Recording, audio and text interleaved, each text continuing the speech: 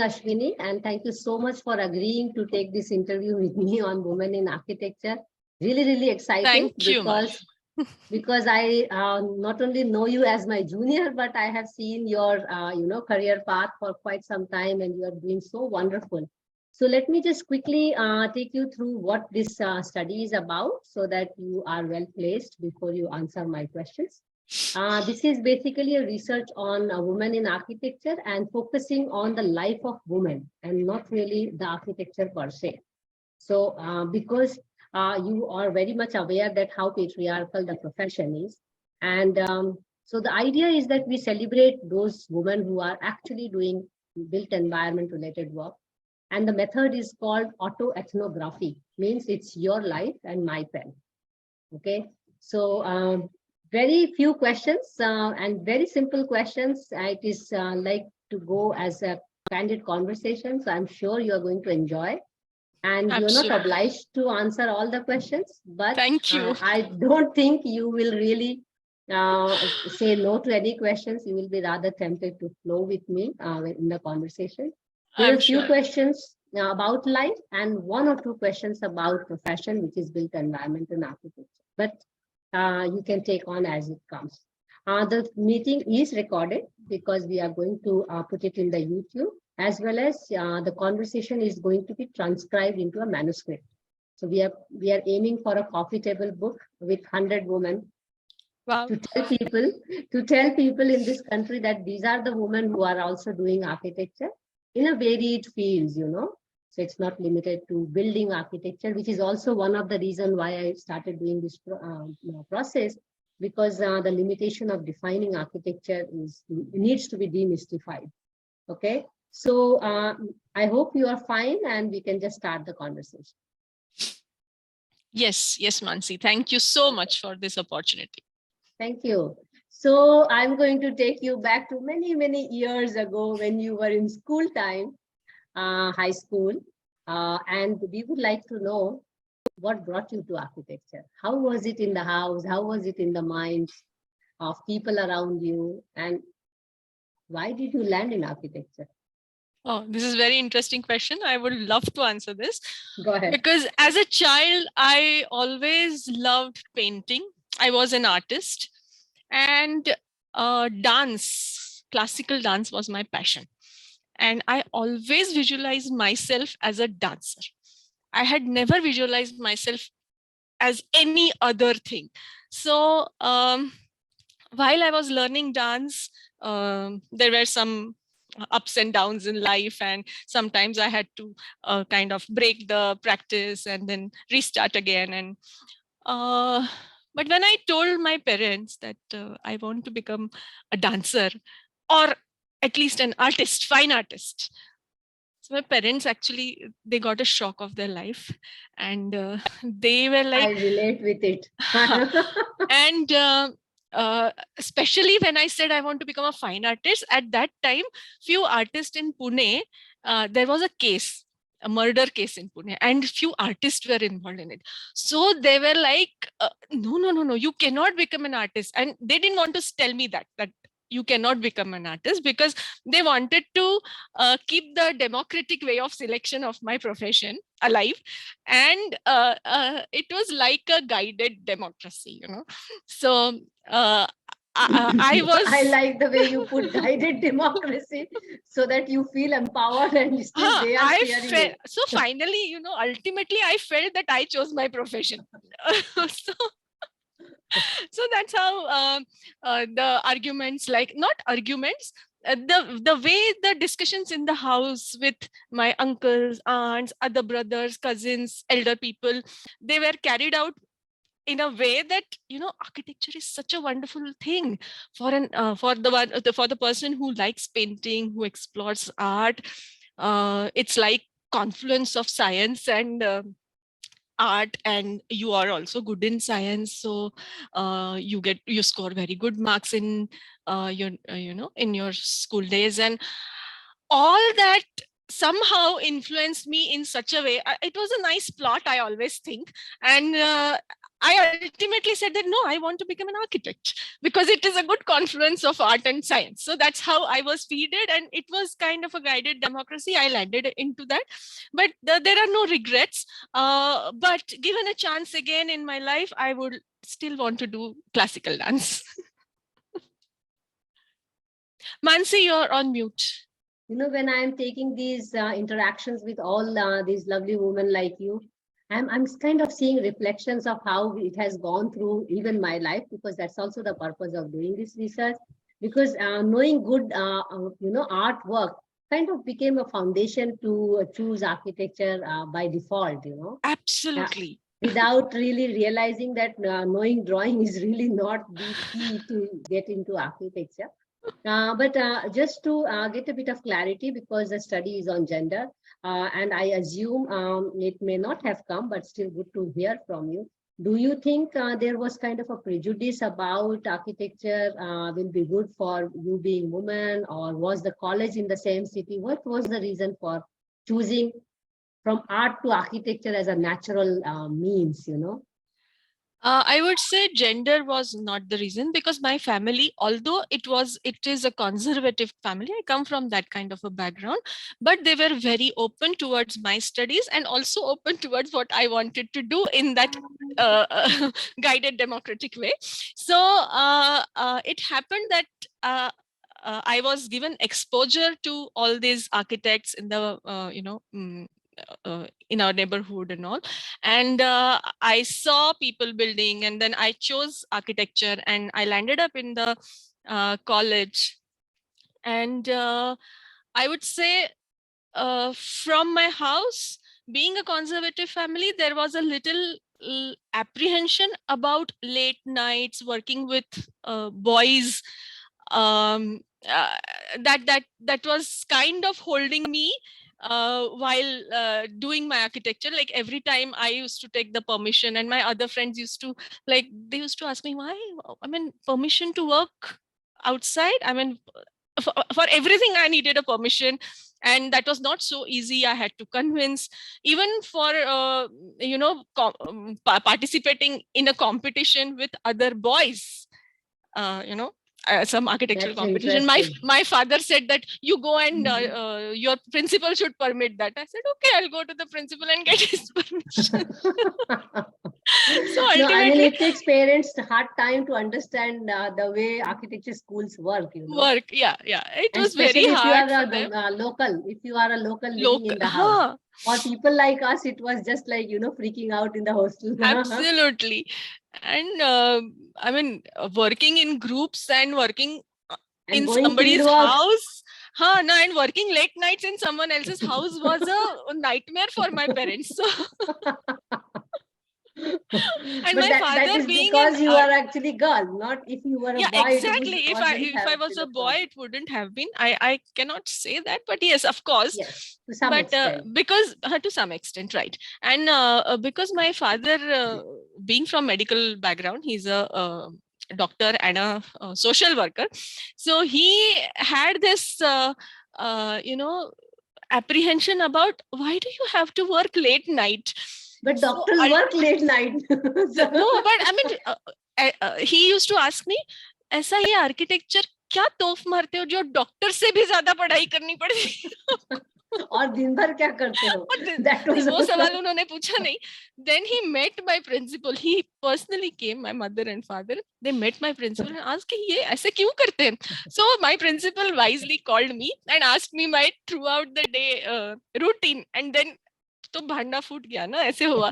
So it was like the next day, in the first year almost, it was about to get over, and since that day my father said 10 बजे घर की lights बंद होगी, उसके आगे आपको काम करने को नहीं मिलेगा. So I was like, उसके But पहले then how मुझे will we सारा do architecture? तो उसके पहले मुझे काम करना पड़ता है. then I realized, I took out a very smart way. I said, ठीक है, 10 बजे काम, मतलब 10 बजे सोना है, उठना कब है वो तो आपने नहीं बताया ना, वो तो पता ही नहीं था. तो मैं 4:30 बजे उठ जाती थी. और 10:30 बजे उठ जाओ तो भी सेम है. 10 बजे सो जाओ, रात So को 10:30 बजे उठ जाओ. नहीं, he But used to be anyway. kind of awake. So 4:30 बजे उठ के मेरा सबमिशन होता, तो मेरी जर्नी थोड़ी बाकी लोगों से थोड़ी अलग थी. मैं early morning early riser and तब बैठ के But फटाफट that is काम करती quite थी. helpful now. That It's was very quite helpful, and now also it helps me. It helps, absolutely. Yes. Because you are already talking about your college life. So my actually next question is about college life. So one part is that, there was this, because you were living with your parents or in your family house, you had this pressure of uh, being a girl or woman. And I think that pressure will be also for boys, because as young boys, parents will also get this fear that ye bigar jayega. Yes, yes, ये दोनों के और लिए. Girls it is different कि ये इसको कुछ हो जाएगा, and for boys it is ये बिगड़ जाएगा. So it is a parents duty to be worried. So let's keep that aside. My question to you is about your experience in the college itself. I know as teachers now we do not make those discriminations, and I recall from our time also, as girls we were quite dominant, I mean in the class, and even teachers were not making that discrimination. But just still, just to try to understand from you, when you were coming closer to your graduation and all, was it really putting a ring in your head that yes, I am a girl, how am I going to start practice? Or were you also getting that feeling during the education in the college time? I mean, how was it going in the college, being a girl, or what was it? And what next was it in your mind? For that matter, our teachers were very open. They were very supportive, and they believed in us a lot. They believed in girls equally, everyone equally. And what mattered was your work. It never, the gender never mattered. I think that was very clear even in those days. I mean, I'm talking about absolutely 30 years ago. So our teachers, they just looked at the work. They never looked at gender. And but did they make you realize? Did they make you realize that life outside this college will be different? Sometimes, but not. I don't remember it like very evidently. So I don't remember that evidently. But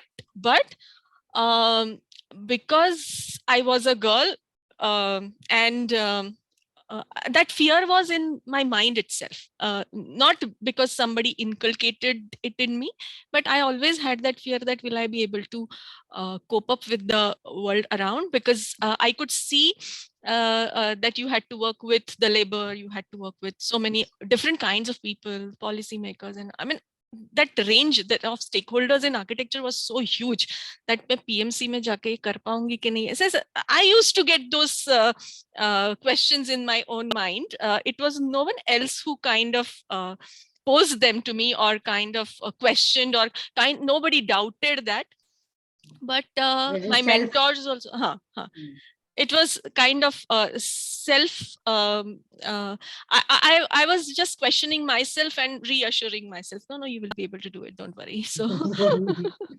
So tell us something about your early career, and how did your path to PhD worked out? I mean, from graduation, undergraduate, I mean, and how did it work out?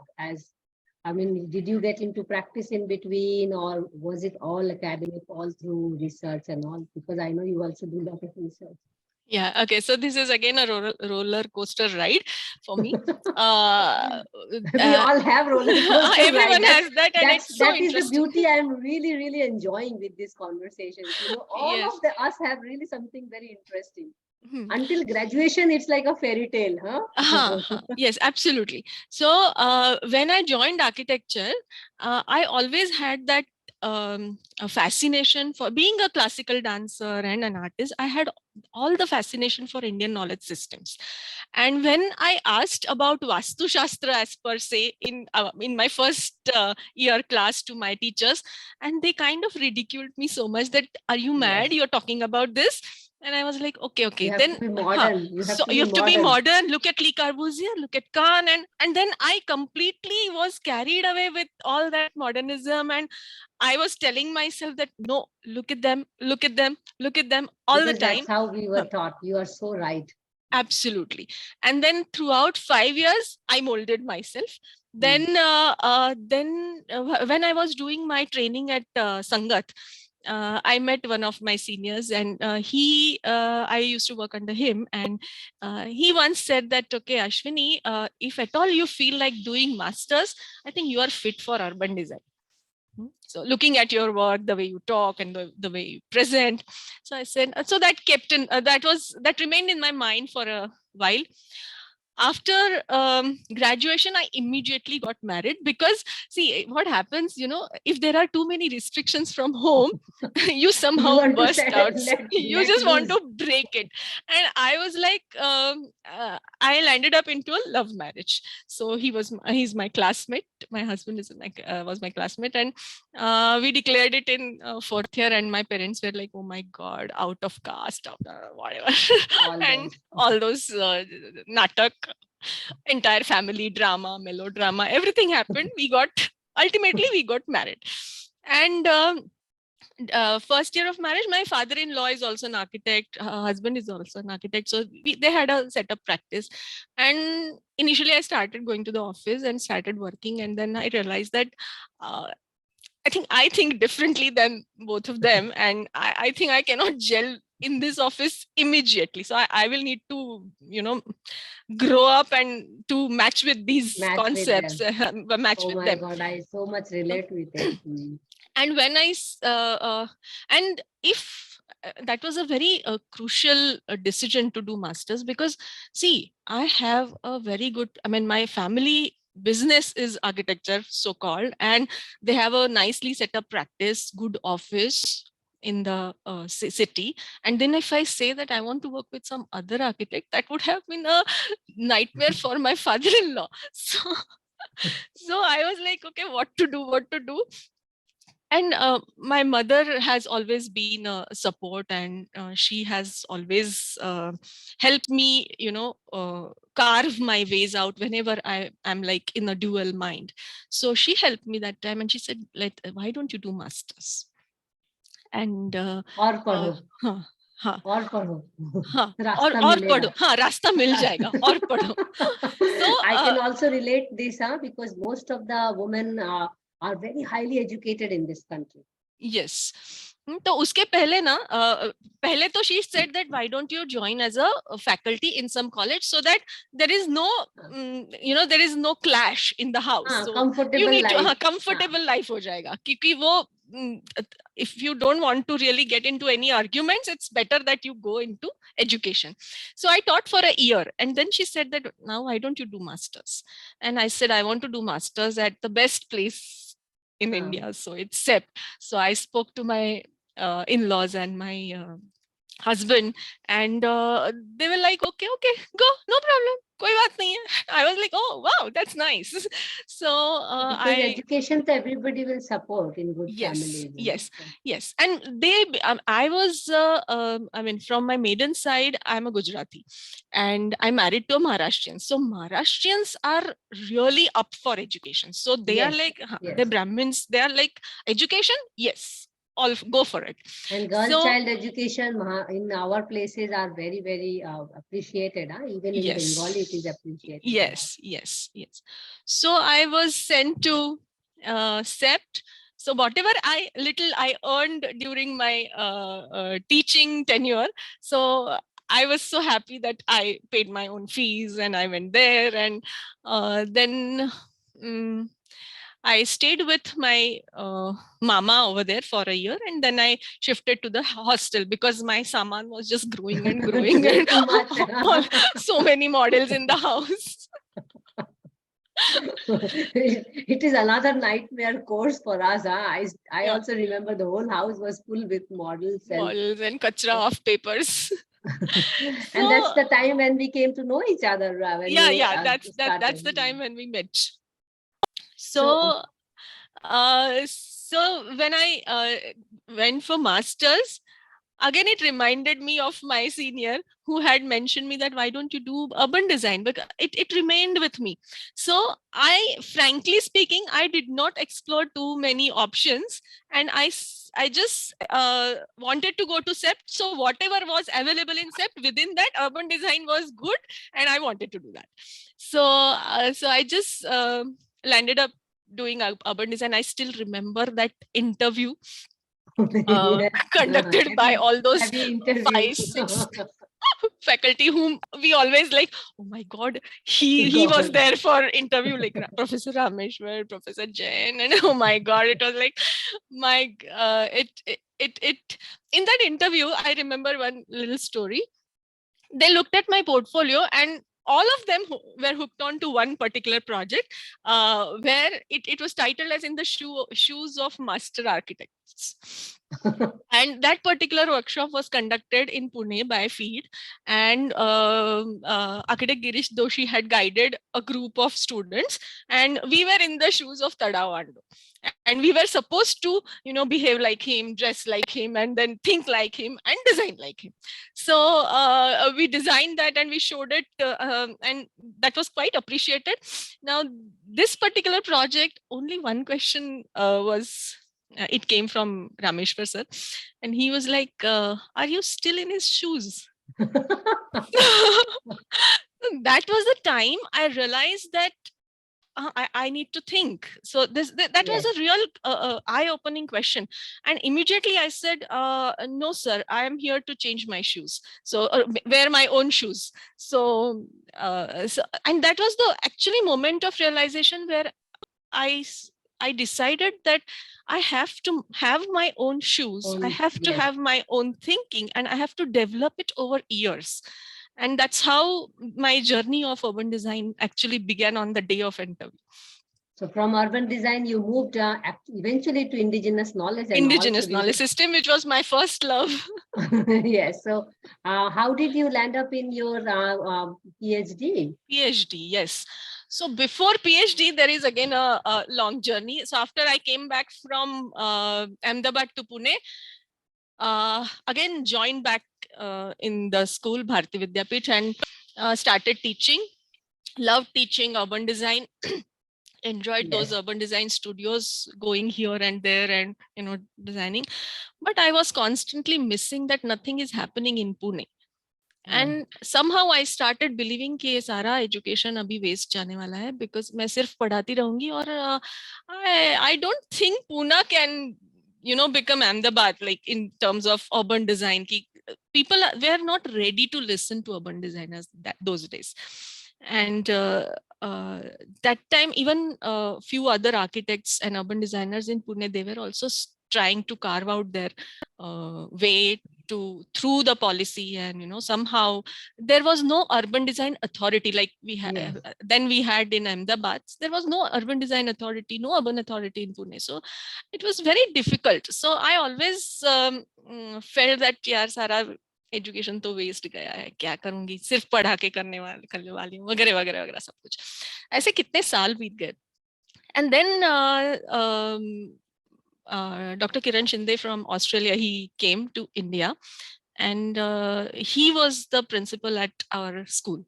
And in the initial 1 month, he started reforming, entire structure of our institution, and he kind of gave us few ideas to ponder upon. That just think whether you can do this or you can do that, or so 5-6 areas he charted for us. And one of that idea was Pune Biennale. So it was very new for me. And basically, biennales are biannual events that occur all over the world. Venice Biennale being the oldest one, 200-year-old biennale, and where showcasing of all art in those 2 years, contemporary art or whatever art in that 2 years, is showcased in public spaces. So that intrigued me a lot. And this is like, it combines art, it combines public spaces, something of my dream. It was like a dream project for me. So I said, I'm going to lead this. So Pune Biennale is my baby now. So he was very happy. So we struggled our path to the university first, that we want to start this as a movement. And then to the PMC. PMC became partner in that. That was a huge struggle. And I would say our entire faculty helped us. There were, I cannot take names, but everyone contributed it. This journey is basically a thank you journey to all those who were part of it, directly or indirectly. So then we created this Pune Biennale Foundation. So Kochi was the first to start Yes, Kochi Biennale in yes. 2012, and we started it in 2013. So that journey, actually conceptualization was happening parallel. Kochi was a state funded thing, and ours was a grassroots level journey. So we Wow. kind of brought together all the artists, all the designers, architects, urban designers together uh, on a platform where we decided what to do, how to pull in money. I mean, we had no funds, but it was Yes. like we got help in kind from so many people. And our first Biennale happened on hills of Pune. So the issue was hills of Pune, and it happened on 3-4 different public places on hills. And that was a wonderful experience, where that what do you say, that satisfaction of a Yes. professional, I could really get then. And then through that we started getting projects, public projects. At the And institution. at the Mm. at Pune Biennale Foundation. Yes. So we started this Pune street art. So the street art was initiated in Pune by us, by involving famous artist, and look, of course famous, but local artist at that point of time. And they got a platform. And then we worked on a project called Chandar, where we painted the slums. So it was a huge community engagement project where artists and the people in the community, they worked together, and we painted all their walls and streets and everything. And with the understanding what are their aspirations and what they need, but still maintaining the artistic quality of it. So it was extremely good experience. I would say community engagement taught me a lot. Yes, I can And imagine that. it was a great learning experience, because we all, being architects, since the first year, we are taught to be egoistic. That's what I Yes. always remember. Yes. Defend That's your work, unfortunate, defend huh? your design, defend And this you have to concept. be you have to be really doing something which Out nobody of the has done box. ever. Ever. Nobody has done ever. I Absolutely. don't believe So in by that. default, our education Made converts us us narcissist. into egoistic people. So I was like that. I mean, let me just put it frank. But when I started working with communities, I completely shed my ego. And I That's very, very enjoyed that honest process. confession, huh? And it's really nice because that's a real problem in architecture education even till date, huh? Yes. So yeah, even today, I mean, even in my first year class, I'm sure my teachers are telling them that defend whatever you've done, defend it, defend. अरे उनको पता भी नहीं वो क्या कर रहे हैं, क्यों defend करना है? Just be Accept it, flexible, huh? accept something that okay, this may not work. It's fine. So anyways, so that is what I learned throughout that process. And then I also realized the importance of communities in in any project. So to realize any project, because we Yes. faced so many issues. First, the community was not ready. So I have funds, I have artists, I have everything, but the community is not letting Not me ready. in. So it started with that, like, oh my God, that ego again. I am doing something for you, and I have everything, but why are you not letting me in? So they have their own insecurities, they have their own issues. So I had to deal with all of it, and it just transformed me as a person, and made me more matured in my thinking, in my behavior, in my interpersonal skills especially. Yes. And I think that was a very good experience. So Then you we already converted get, then we go ahead. converted cities junk, the vehicle junk, into artworks. And now these artworks have been placed in the city at various places. So we involved artists there. So PMC was involved. So working with, dealing with different stakeholders actually helped me develop myself. And then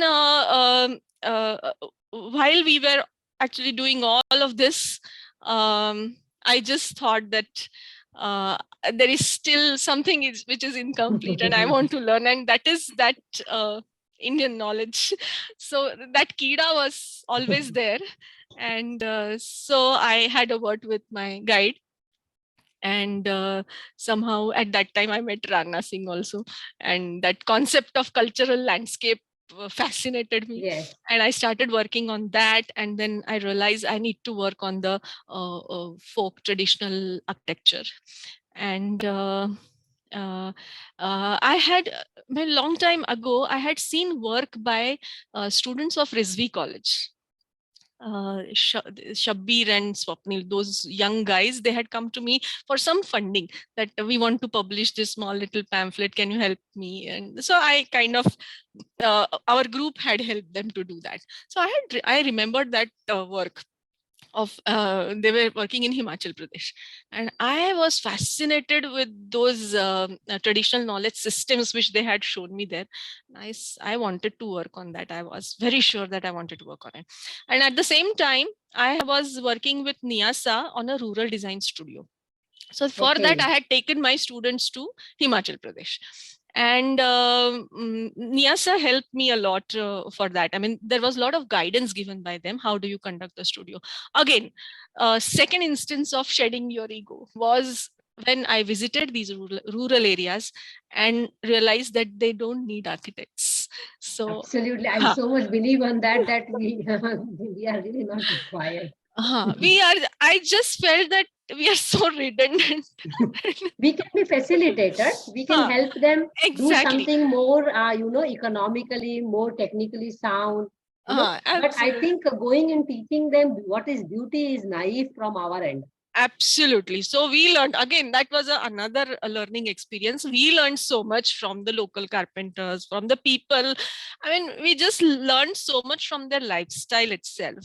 And we came back, and then it just started me hitting back that I think there is something wrong in my thinking. Something is not really Incomplete, falling in probably. place. There is something which is incomplete, and I need to find that out. I went to Himachal with my students 3 times. So the second time when I went there, I heard a newspaper article, which was an old newspaper.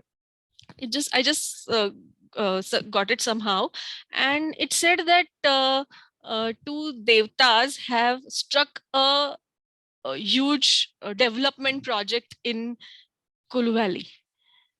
And I was, being an urban designer, I was like, why a god would say no to a project? I mean, I was completely confused with that.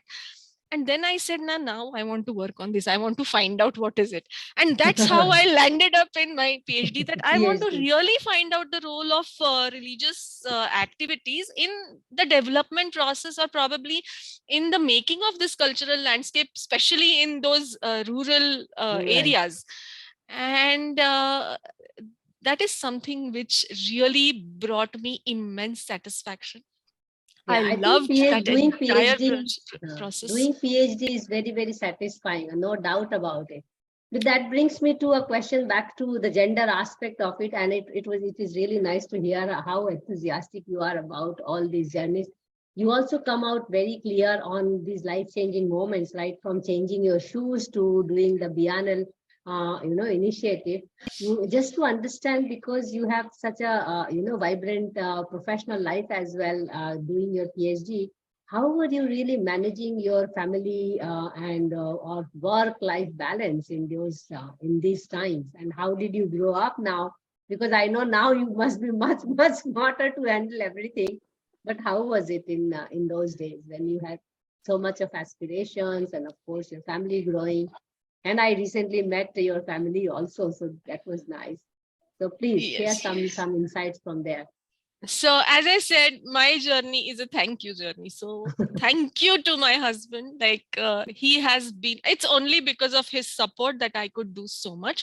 I would simply acknowledge that I wouldn't have been able to do so much if he wouldn't have supported, and he wouldn't have taken the Which is the issue in India, responsibilities. Yeah. which is an issue in India with many, many families. I mean, Yes. for So, women, particularly when we are talking about it. so work life balance was not for me, it was for both of us. So he also managed, he also sacrificed so many things while I was doing PhD. I mean, even my son, for that matter, I mean, I cannot explain the way he became mature during my PhD journey, and he took responsibilities on his own. Yeah, I Like, can mom, imagine. you do this, I will help you in this. And I mean, the PhD journey was not only my journey, it was a journey of all three of us. So yes, That's so very, it very was. interesting. Mhm. Because if we want to get into this kind of research, or we want to dive into ourselves in PhD, we definitely need the other attributes around us to be in sync with us. Instead of Absolutely. instead of conflicting, they have to be in the complementing situation. Yeah. Because Sometimes I also, remember one incident, like when my guide was just not accepting what I was doing, and there was a lot of arguments. And one fine day, I just came back home and I started crying. And my son and husband were like looking at me, what's wrong with her? And I said, I don't want to do this PhD business. Nothing. I don't want anything in my life. And I was so frustrated. And then both of them kind of counseled me, but I remember the words of my son. He was like, mama, you can do everything, why are you saying no?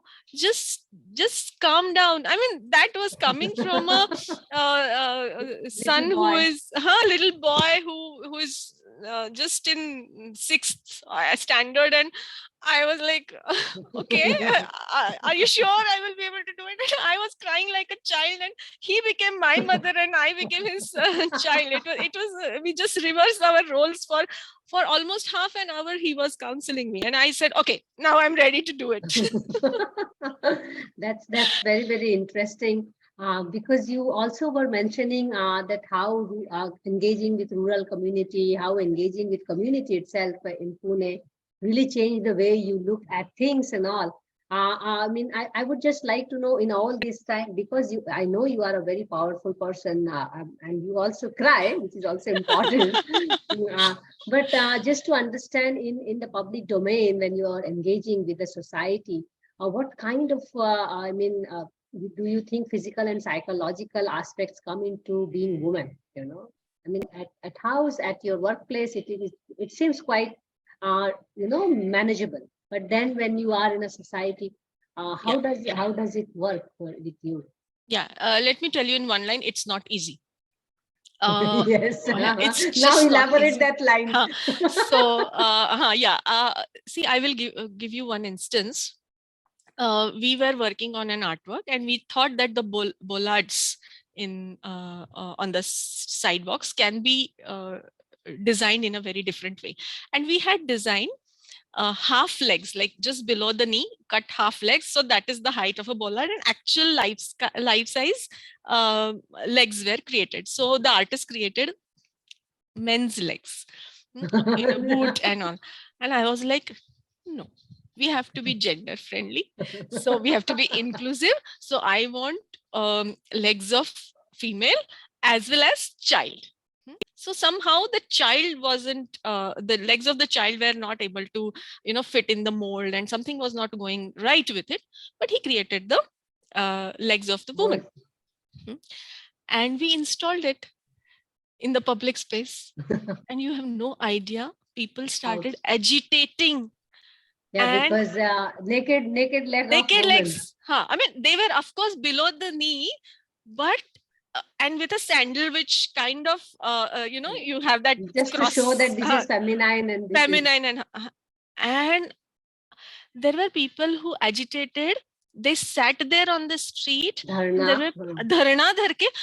I was completely shocked what's happening. And then one of those so-called leaders, he called me, and he told me, look at the other artworks. If you want to do artworks, why don't you do saint statues and all, and why do you want to do female legs? And I was like, it's it was Just not at legs. all it was not at all something that Can you imagine how somebody should far we question, are in huh? society to Yeah. accept?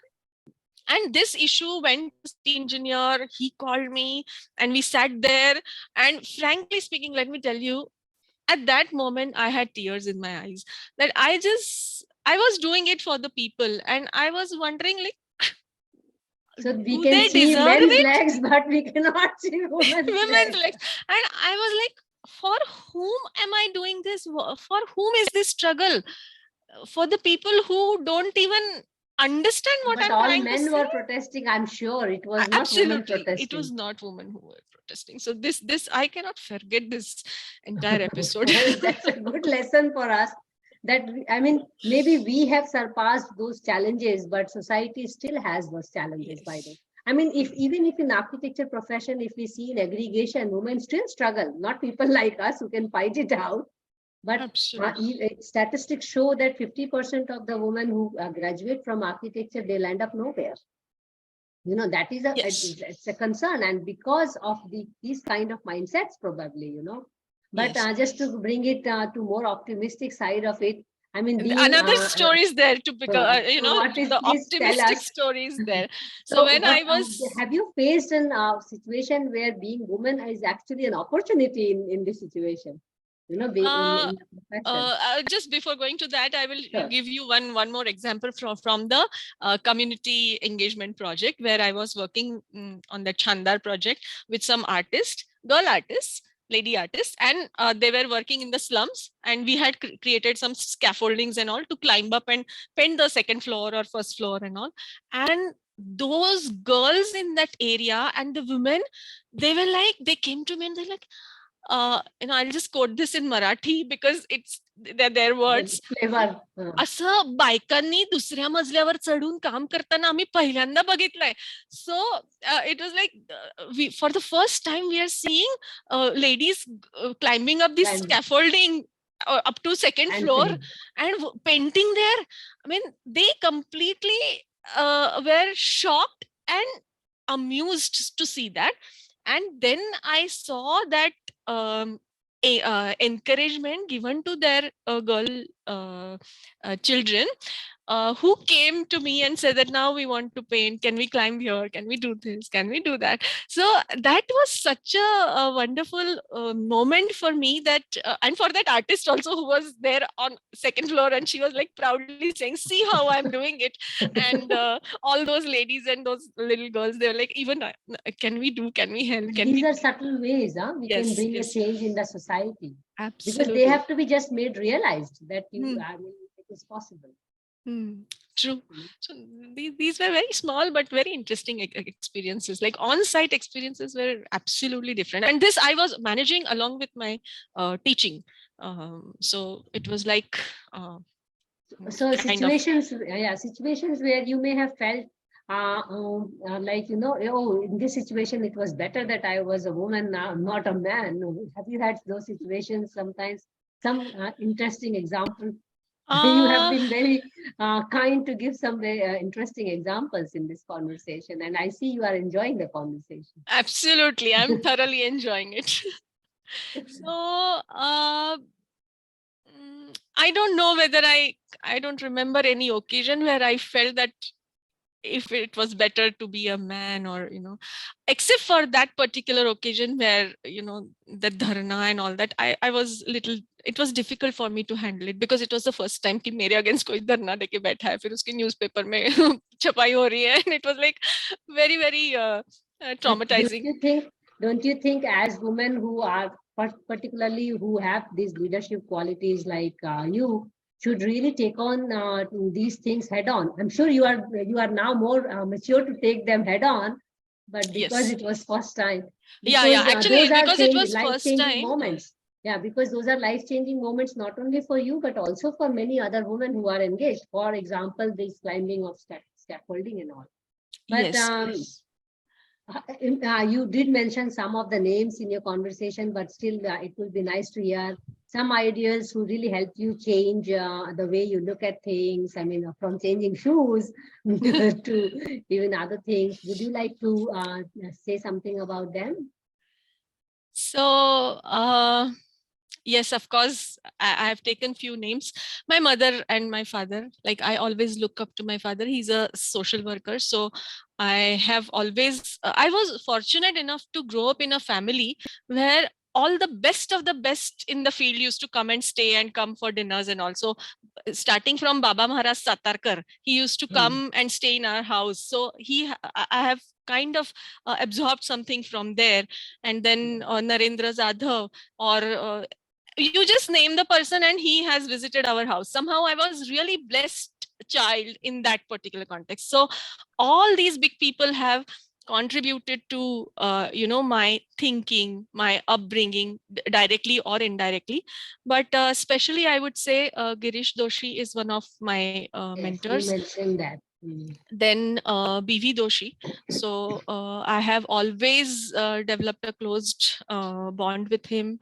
Whenever he comes to Pune, we like to chat and discuss. He appreciated this community engagement work of mine a lot. And he is a person who inspires me a lot, because Yes, lot of us. I mean, of course, everyone for that matter, but I have always looked up to him whenever I thought about culture and how do you inculcate that culture into architecture, or how do you demonstrate into architecture, how do you manifest it into architecture. So there is lots to learn from him. It's like amazing. So I always keep reading his writings. Once he had, again, little story about him. When I was doing training at his place, the last day I went to him and I said, okay, please, आप मेरे लिए कुछ लिख दीजिए, that typical thing. And he was like, I will write it in Marathi because you are from Maharashtra. And he also has a lot of affinity towards Marathi.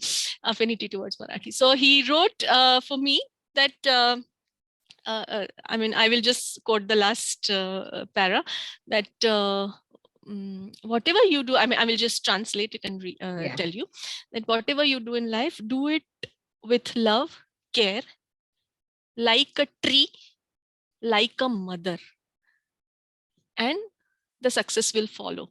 And I think absolutely. I'm trying to follow that. And that's how I would say my journey as a teacher is affected by that line. It's inspired from that line. Whatever you do, do it with care, love, like a tree, like a mother. So that's very important. I usually add water also in it, because being a water girl, no, but these are very important things, because of Dr. Doshi is also, hardcore feminist, I will say, for that matter. And because you're talking about, him, the way we have to work towards the city. But do you think from his time till date, and that's also my only question to built environment, do you think cities would have been different if there were more leading women architects in the country? Or for that matter, world itself is skewed, by the way, with more male architects doing the development. I want to understand your imagination, and it's a hypothetical situation. Imagine all our cities, all our big towns were led by women architects. I mean, there are more women architects practicing in cities and towns. What do you think cities would have been, today? We have to keep the Doshi sir aside, because he's also hardcore feminist. But we are not talking about feminism and masculinity. I'm really interested to understand 90% female architects in the city who are doing all the projects. How will cities look? Let me tell you one thing, that every person has both. May it be male or female, has both. So that's it's not about that's why I kept the question aside, but the question is not on masculinity or femininity. I really wish to focus on what will happen if more women architects were in Okay. So it's not about masculinity so and femininity. I would say if more and more women architects are into profession and they are contributing especially to the built environment and to the city, I think I would say there is more sensitivity involved in that. How?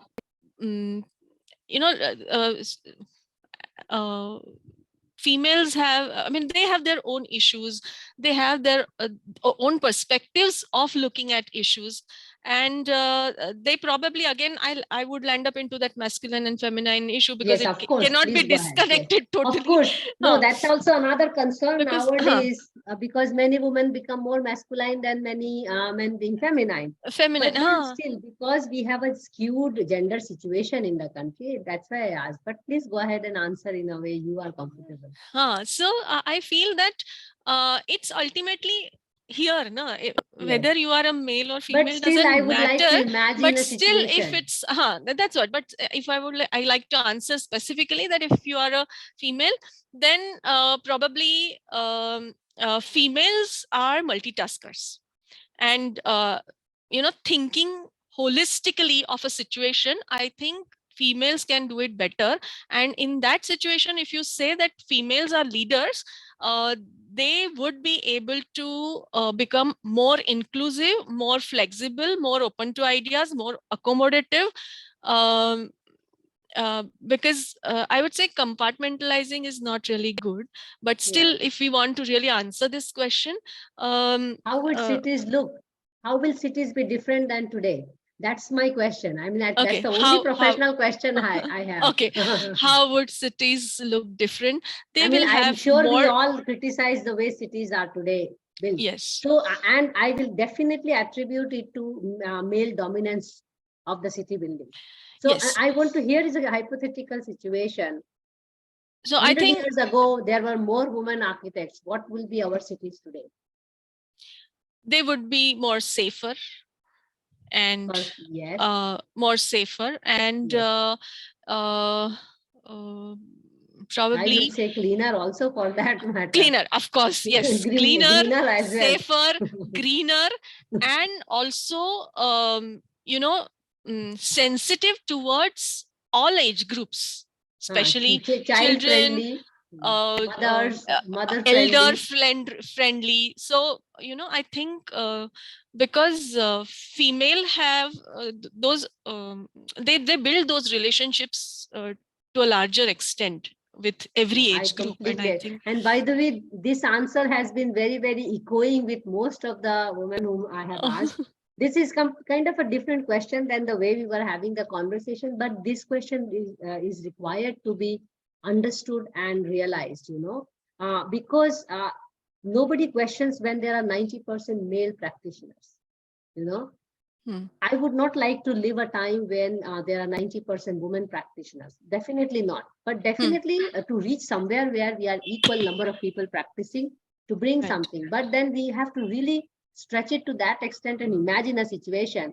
If 70 years, 60 years, all women were practicing, I'm sure, and you also agree that cities would have looked different than what they look today. I mean, we all are quite concerned about the pollution, about the built environment, and so on. But anyway, we will have some other session discussing architecture, urban design, because it's focused on you as an individual, as a human being who has grown so well in all these years, learning from, being an egoistic architecture to being a humble person, and also now a very well-known leader in the profession, and leading not only students in education, but leading for a cause as well. So you were talking about all, your experience with working on the community, then working in the Himachal region, and then you landed up in your PhD. And now I see you are doing a lot of things on Indian knowledge system. So do you think over these years of working with the people, with the culture, with, of course, with urban design background, your design approach and business approach has evolved, and how it has evolved? Yes, definitely. It has evolved. I have evolved as a person, and throughout this journey, I would say I have realized one thing, that respecting our past is one thing that we have missed all in our For many, many for years. many years, in specifically in architecture. If you look at Yeah, dance, you were it mentioning has this being modern was really stressed upon. absolutely. And if you see, yoga has reached the world. It has no boundaries now. There is a world yoga day now, International Yoga Day. Then classical dance has broken its Yes. boundaries, and it has flowed all over the world. Every nook and corner of the world, there is somebody who is teaching classical Indian dance, like either Bharatnatyam or Kathak or whatever. But somehow architecture never, could do It's that. still to evolve. It's It is still to evolve. crossing boundaries is a different thing, but it has not even reached the architectural formal education. It's like That's also our concern, huh? Because when we say that architecture is limited to building, and it was, by the way, beginning of my doing this research also. Because more I'm reading about women in architecture, I feel women have really deviated in many fields. For example, you are now focusing more on the Indian knowledge system. Tell us something about it. So I think there was a dire need to, somehow somebody who will look at it formally and reinvent that wheel. Everyone talks about it, but nobody has still dared to get into, formal education. And I think I thought during this lockdown pandemic period, I got good enough time for Chintan. And Yes, only thing all of us I got good enough time. and only thing for 6 months I was thinking was, what can I do for Indian knowledge systems? And I got hold of the best people in India, like Joy Sensor, Hari Mohan Pillai ji, Shashikala Anand madam. Yes. She is again a great mentor for me. And putting all of them together, there are a few people from Bori, Tirak Maharashtra Vidyapit from Pune, and MIT supported me to really take this step, because they knew that this may not have future. I mean, they were wondering, but they said, okay, if you believe in it, we are supporting you. So we started this masters in traditional Indian architectural knowledge systems, and developing that curriculum was not easy. So my colleagues, Ketki, Amol, all of them helped me a lot, and this entire thing developed into a wonderful thing. And I would say, somehow when things have to happen, you somehow land up in the right place at the right time, and I believe in that. So I was appointed as a head at MIT School of Architecture, MIT ADT University, where it's an interdisciplinary university, so art, design, and technology. So they had Vedic science, School of Vedic Sciences, they had drama, they had performing arts, they had film and television. So all that interdisciplinary knowledge I could just bring in together, and I really I was confident that, okay, yeah, I can do this here in this university. So that was something which helped me a lot. And also the belief of university was on, they always say Vidyan ani Shastra, Vidyan ani Adhyatma, they go hand in hand. So actually that base was already there, and hence I could really take up this challenge.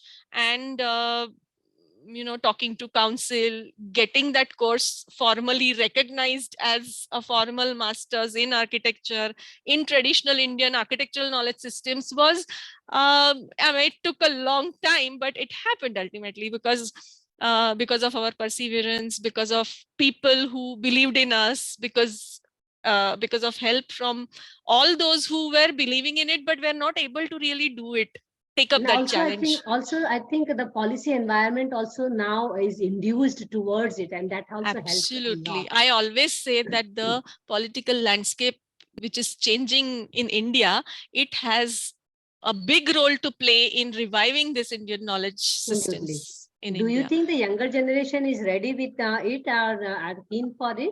Yes, there Because is a lot of if we interest. see our young days when we were hammered to Hmm. go and think about the West is best, Huh. and now we have to do a lot of unlearning and all. So in fact, it is Absolutely. also good to see that you are also coming full cycle in your life where you had more interest in art and music and all. You can all bring them together into this Absolutely. interdisciplinary way. Yes, and I see that the next generation is very curious to know all this. There is no apprehension that all this is spiritual or totally. I mean, they believe that there is science in it.